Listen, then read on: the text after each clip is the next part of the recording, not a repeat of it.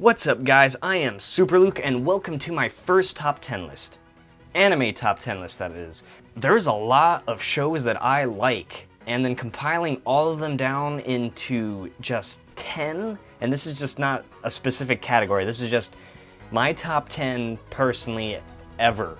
And it's constantly changing, so by the time you see this, I probably already have a different top 10. Probably not my first two won't change, that is for sure, but the rest is most likely going to change. My list won't include any of like the big mainstream anime such as Naruto, Fairy Tail, Dragon Ball Z, One Piece, and all those big ones. I feel like just everyone knows them and everyone just really enjoys them. I personally enjoy all of those big animes, so they're not really going to be on my list because they're just common. It's like chocolate and vanilla ice cream, like they're just the plain big top two competitor of ice cream that everyone just really freaking enjoys. Unless you don't like ice cream or are lactose intolerant, I can then only salute you. You're missing out on something very wonderful. All right, moving on. After a lot of thought, in the number 10 spot is a sci-fi action known as Psychopath. Personally, after watching this, I got more of a creepy, uncanny feeling. It definitely has more of a dark theme to its plot. I wouldn't put it in the horror category. It's not really that. It's not scary. It's very suspenseful, definitely a thriller. The best thing I could compare this to would probably, if any of you have played Clue as a child or just even recently. I love Clue. It's great. Clue gives you a sense of thrill, and there's always that suspense, because if you haven't played Clue, basically you have to figure out who committed the murder in what room with what weapon, and then the playing board is like a mansion. But that's the best thing I can compare it to of suspension. It's got so much suspension hanging from it. As a lot of anime are, this too is set in the future, where it is now possible to quantitatively measure a person's state of mind, desires, and even their personality. The anime uses the term psychopaths to describe this collection of an individual's being. This new way of studying people is used to measure a person's possible criminal tendency, as to finding and judging criminals a lot easier. Here, where your right to privacy no longer exists. Don't get me wrong, I like the idea. It's a great way to keep the streets safer, but you also gotta think at what cost. One's criminal tendency is measured by a hue and a number called a crime coefficient. If one or the other, or even both, reach abnormal levels, even if you haven't done anything criminal, you are then labeled as a latent criminal and are required to get therapy or go to jail. Basically, they're saying that you'll never be viewed the same by society. The intelligence of science finally uncovered the secret of our souls, and our society has changed drastically because of it. The problem is free will has been stripped from the equation, and if man is not judged by their choices, then how are we really deciding who is good and who is evil? I'm talking about seeing the naked splendor of people's souls. But how can our souls be precious if they're not utilized? The story revolves around a very smart and bright young woman by the name of Shinya Kogami. I have no clue if I'm pronouncing that right. Anyways, she has decided to use her talents to try to make a difference in the world, as most young, naive people do, by becoming a friendly neighborhood inspector in the friendly neighborhood law enforcement. As most law enforcements are, they are only pure and have no corruption whatsoever, because that's the law enforcement. Why would they ever have any corruption whatsoever within themselves? Because of course they are the law enforcement. Kogami works with a team of police officers along with the help of enforcers, which are latent criminals whose skills are in tracking down and apprehending active criminals. I think Dog Eat Dog really describes this situation. To conclude, this was a very powerful show with definitely a darker hidden meaning about our own society. Other than that, I don't have much on this one. Will Kogami make a difference in her world? Will all of her questions and problems be answered? Tune in next time on Dragon Ball Z. For those who are fans of virtual reality, then I highly recommend A Cell World. You mean like SAO? No one speaks of that. In my opinion, A Cell World is 10 times better than SAO. The plot just makes more sense, and the character development is way better, so much way better. If I have offended you, if you like SAO, there's a special place for that anime.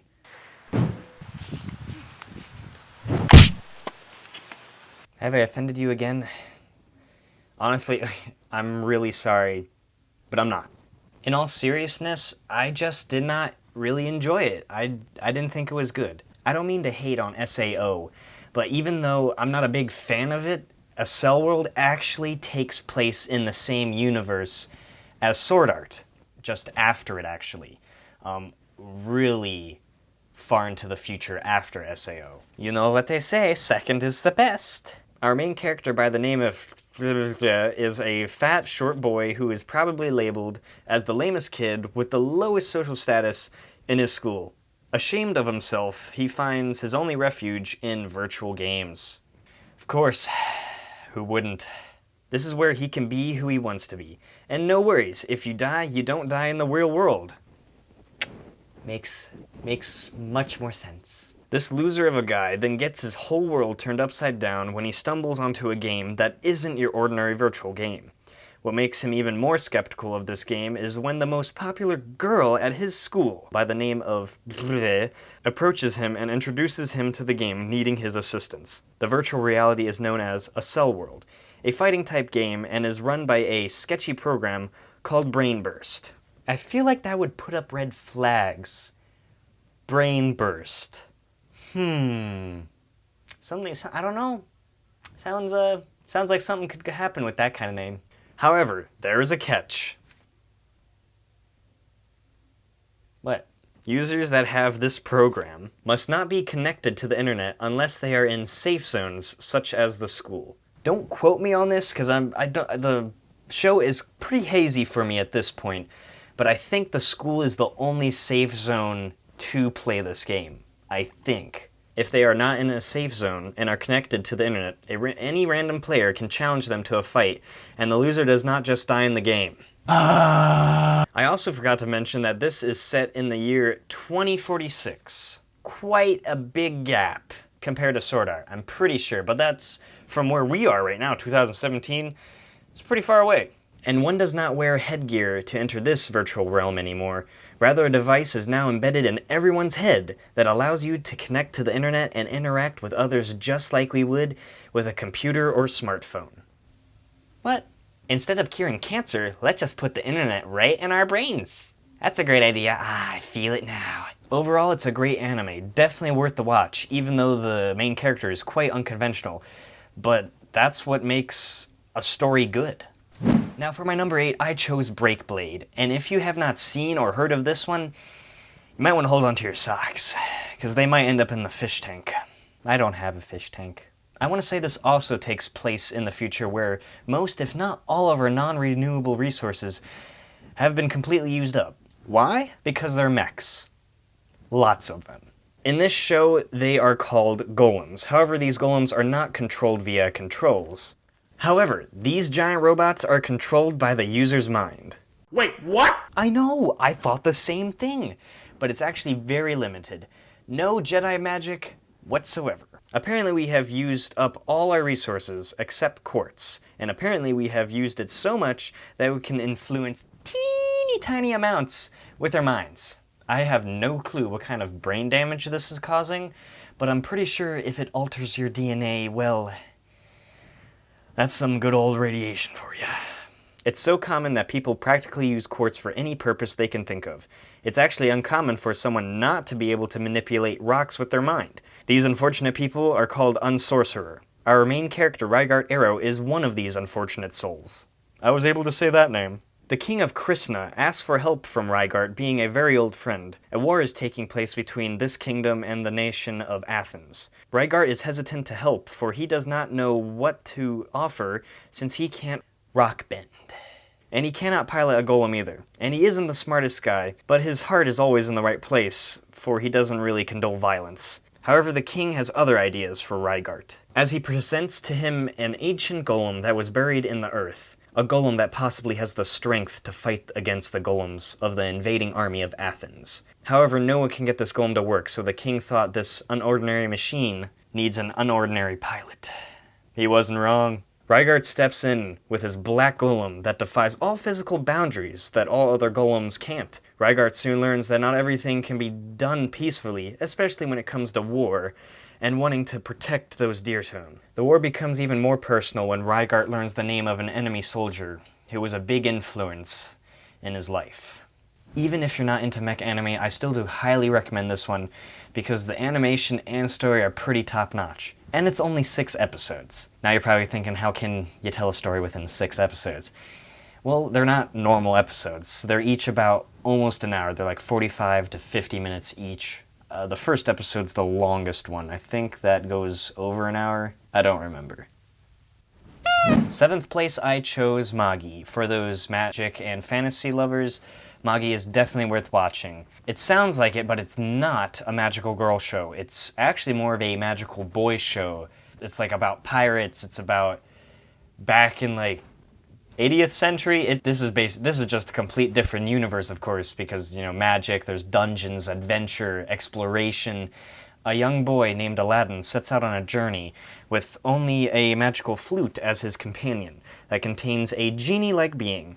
He is on a journey of enlightenment, for he does not know who he truly is, nor why he has great natural magic abilities that no one else does. He also searches for friends, as he has been alone for most of his life. Aladdin is a curious, mischievous boy, even though oddly, he's really good with the ladies for his age.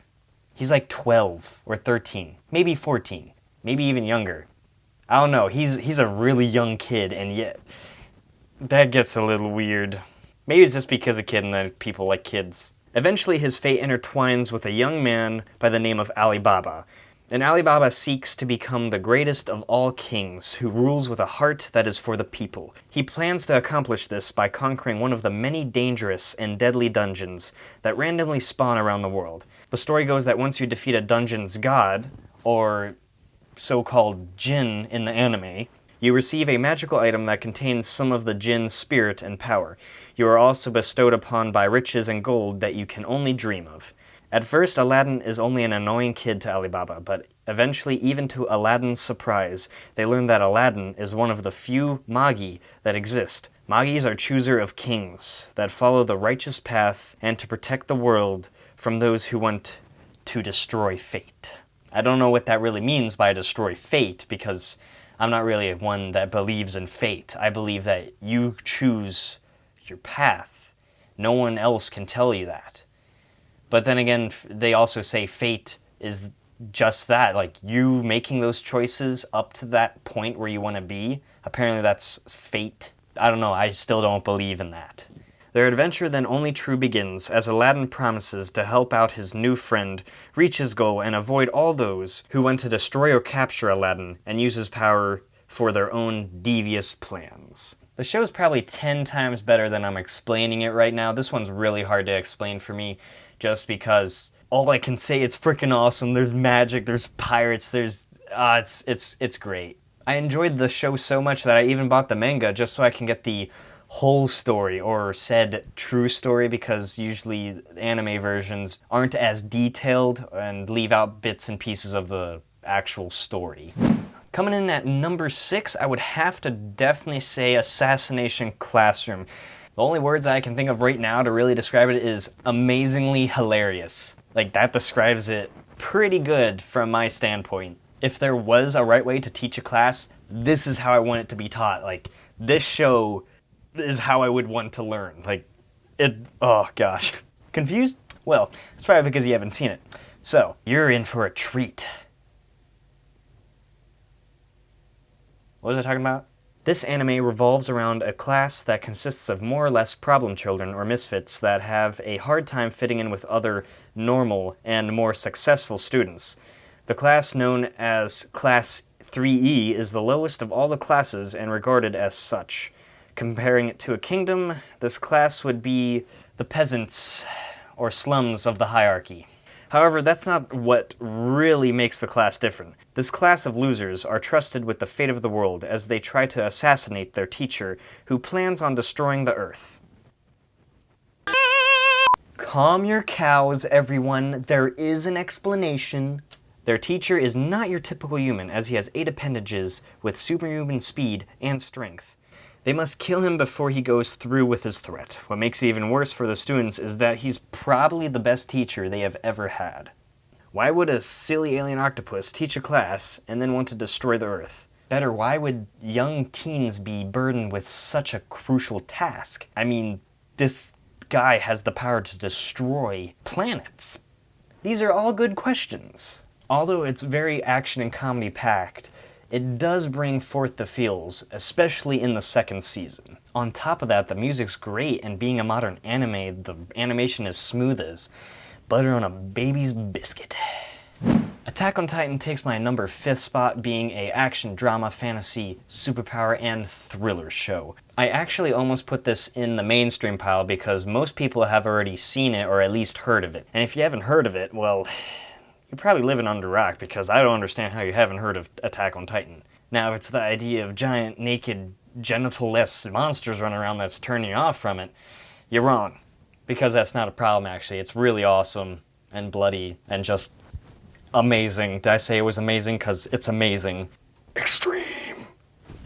Taking place probably in Germany or somewhere in Europe, a young boy by the name of Aaron is orphaned when his parents are killed by an attack on their village from giant human-like monsters that have only one intent: to eat and kill us humans, of course. Standing about 3 to 4 houses tall, it seems like these titans only kill for sport rather than food. This incident was very devastating for the town, not just for this young, sad, scared boy. He was scared, he's not sad though. Now he's sad. Titans have existed for a while now, but no one knows why, and no one expected this to happen since most of the cities are now surrounded by giant walls to keep these titans out. However, this fateful day, a titan known as the Colossal Titan, that is several times larger than normal titans, decided to kick through one of them, unleashing hell upon the city. Aaron was one of the few lucky survivors. He was then taken in by the family of his childhood friend, Mikasa.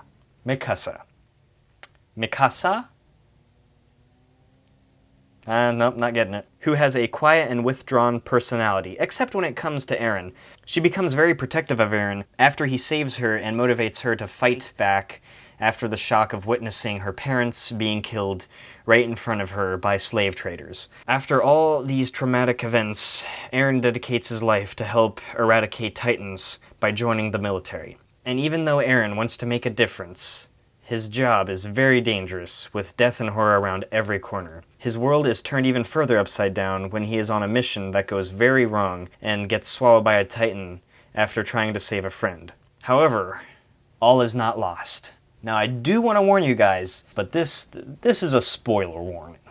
Aaron re-emerges from the Titan, but not as himself, but rather as a 15-meter tall rogue Titan that starts to kick all the other Titans' asses. Now, I gotta say, that's pretty badass. But for those who didn't want to get spoiled, you know, it's a pretty good spoiler that you missed. And the music is probably one of even the better parts. There's so much German in it. There really is. And a lot of the characters also have German names. That's why I suggested at the beginning of the summary that it probably takes place in Germany or somewhere in Europe. That's all I got for Attack on Titan, and if you want to know more, just better go watch it. Nummer 4 ist ein Action, Comedy, Drama, Fantasy und Supernatural. I didn't pronounce those last two right. I just said it with an accent. Angel Beats is just a classic anime in my opinion, just because of the fact that it was one of the very first shows I ever saw before I really got into this really cool Japanese culture. Personally, it's a rite of passage anime. It definitely, I would put it in a beginner category. If there was a beginner category, there definitely is.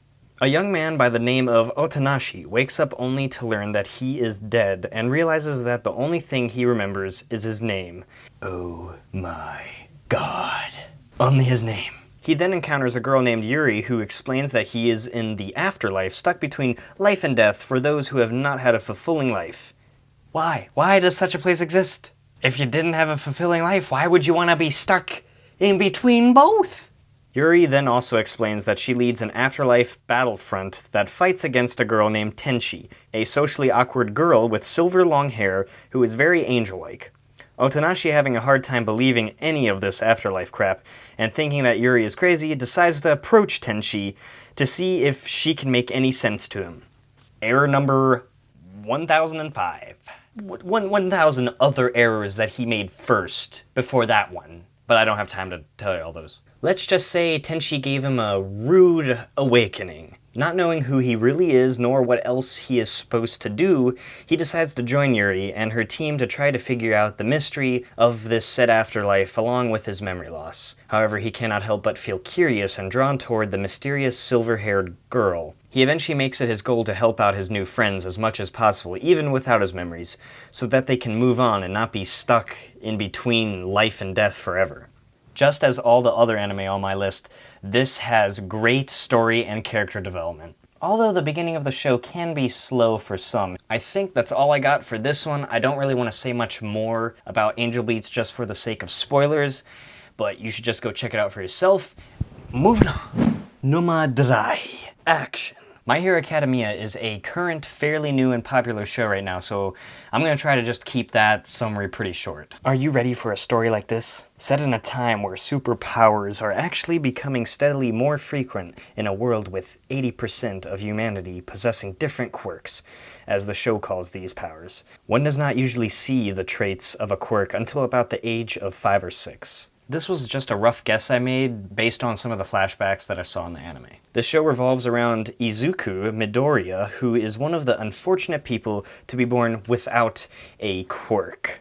This is devastating for him because he has always dreamed of being a superhero himself since he could remember. Quirkless, he spends most of his time taking notes of heroes that he admires. Literally taking notes of everything for that hero. Does that count as being a stalker? Pretty sure it does. However, everything is not lost for our hero-to-be. Just because you don't have powers doesn't mean you can't be hero, right? As powerless as Izuku is, he does not let it stop him from trying to help others, no matter the threat. His persistence to become a hero baffles others, especially his number one rival, Katsuki Bakugo, even though he doesn't consider Izuku to be his rival. Although Izuku has no powers, he still wants to try to get into his dream high school, UA High, a prestigious high school famous for its excellent hero training program. Because of his uncontrollable passion and persistence, he was able to meet the number one hero, also his personal idol, All Might. Unlike all the other quirks in the world, All Might's is the most unique, for he has chosen Izuku to inherit his overwhelming power. However, in order to receive this strength, Izuku must prove himself to All Might and endure months of brutal training. He moves trash. With the help of his new friends from UA High, Izuku will soon learn what it means to be a true hero. Most of the characters have a 90s kind of hero style with costumes to match. I find it genius to use that idea and bring it back. It just gives that feeling of cheesiness that typical original heroes have, but with more action, of course. The art style seems very comic book-like, which is very awesome for being an anime. It's not too serious, but serious enough just to give a great story. Alright, done hyping this one. Nummer 2.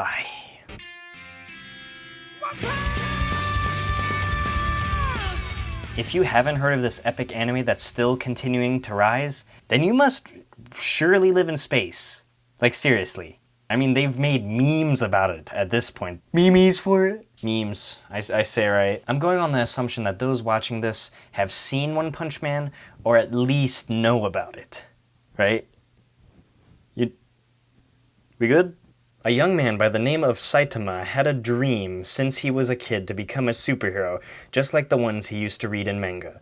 Guess what? Of course he did. Why wouldn't the main character do that? But how he did it, that's the question. He trained for 3 years doing 100 push-ups, 100 sit-ups, 100 squats, and a 10-kilometer run, which is about 6 miles for those who can't do math, like me. Every day he did this. That might not sound like much, but after doing some research myself, 6 miles every day? That's gonna start hurting. Maybe even break you. On top of that, he didn't use air conditioning in the summer nor heating in the winter for those 3 years. Now the outcome of his training. He went bald and gained overwhelming strength to defeat any foe with, can you guess? One punch. Indeed, that's all it takes. Saitama has become so strong that he is no longer able to enjoy the thrill of a fight. Rather, it bores him. He longs now to find the enemy that will hopefully bring that rush back to him, as well as obtaining a fan base, which is a shock to him when he realizes no one knows who he is. Saitama eventually befriends a young cyborg named Genos, who, to Saitama's displeasure, demands to become his pupil after seeing his great strength. Yes, my thoughts exactly. Thus, the hilarious story begins with numerous mentions to other anime. If you're one that really dwells upon character development, well, tough luck. You won't be seeing much of that in this anime. That isn't really a problem for me, with the show being more of a parody rather than a serious anime. Compared to other anime or even the official manga, the original manga drawn by one definitely has an interesting drawing style, but it does look a lot cooler in its newer version. Especially the show. Its animation style is one of a kind. The show also constantly goes from a loose comedic look to more of a serious one when it comes to character emotions. It just helps bring out the fun, creative aspect in art and animation that everyone should experience. The music in One Punch Man is a whole nother section of amazing. It's more of a rock band metal style, which is perfect for a parody anime like this. Alright then, it is time for the one that everyone has been waiting for. Nummer 1, Die Watt ist vorbei. The full name is Tengen Toppa Gurren Lagann, but those who have seen it just call it Gurren Lagann. I mean, they'll know what you mean just by saying Gurren Lagann, like, oh yeah, I know what you're talking about. That's good stuff. That's it. That's good shit. You guys gotta at least have heard of this one. Because if you haven't, I will find you, and I will then tape you to a chair, and then I will make you watch this show. You gotta watch this. This anime takes place in a future far from us, where mankind lives underground in huge caves, oblivious to the fact there is an endless, beautiful sky waiting for them above. Our main protagonist is a young shy boy about the age of 14, although he looks much younger than most of his friends. I don't really know how a whole city of people can live in caves without becoming bored to death or even run out of air, in fact, since the caves don't seem to have any vents. Oh well, I guess physics just work different in the future. Facts. The boy's name is Simon, and he is an excavator digging tunnels to find valuables for his village. And he probably is the best digger they got. Then there is Kamina, a hot-headed dude with interesting sunglasses and a fiery passion for adventure and to take everything head-on. Literally, head-on.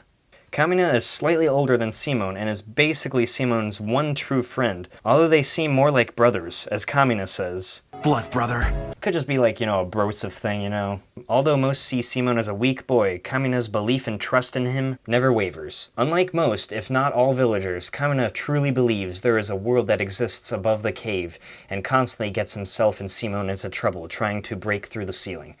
Simon eventually stumbles upon a strange glowing object, which turns out to become his mech, Lagann. Although very small, this metallic robot packs a punch. Simon's adventure then begins when a catastrophe from the surface crashes in. Literally. With the help of Kamina and a new friend from the surface, Yoko, a girl also about the same age as the others that uses a giant anti-mech rifle. Literally, this thing is half her size. I can't imagine the strength it would take to lift that. Unless they're just able to make weapons in this future that are really lightweight, because that would just immediately simplify it. They all team up to form Team Dai Gurren to take the surface back from the so-called Beastmen, who want to basically kill all humans who dare to stand upon the surface once again. Besides the amazing plot, character development, and symphony soundtrack, which is probably the best music ever, the art and animation style is one more thing why everyone should see this. I've said that I think for like every single one of the anime on this list, but it's true, like all of them look amazing. I have so much respect for animators. Being an editor myself, let's just say it takes more than just a couple weeks to do something like this.